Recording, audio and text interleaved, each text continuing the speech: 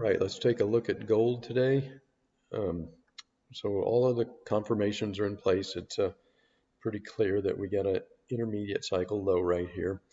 Gold has broken this intermediate trend line. If I switch this over to the weekly chart, you can see it's closed above the weekly 10-week moving average.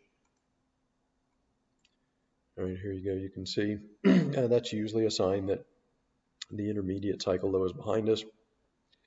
So there's no more question in my mind anyway that this is an intermediate cycle low. What I want to see is some major follow through. We need to test this intermediate top quickly, preferably during this first daily cycle.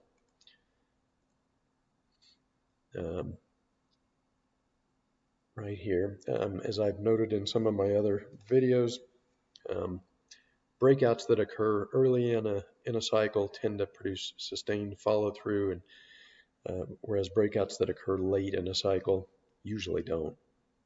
So I don't want to see this waffle around for very long.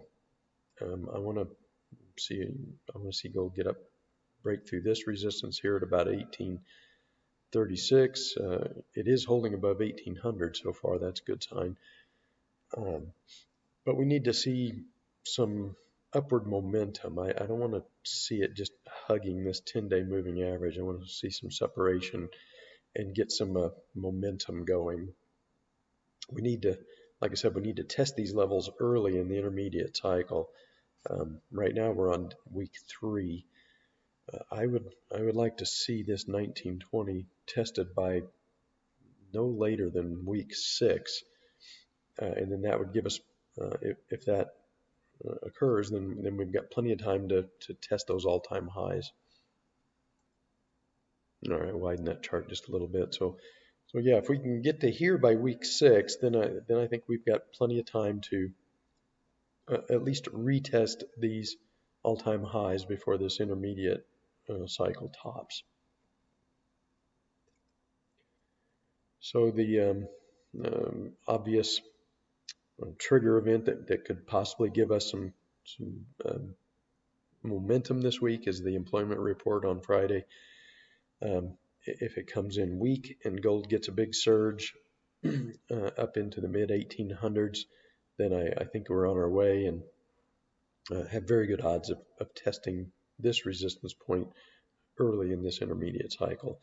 I also want to see this, the RSI, I want to see a character change here. I want to see it get overbought and stay overbought. And then the same thing for silver. If gold has completed an intermediate cycle low, then silver has too. But we need to see some momentum here soon. If we're going to test this $30, the top of this consolidation at $30, we need to test it early in this intermediate cycle in order to have high odds of a breakout, and a breakout should take silver to 50.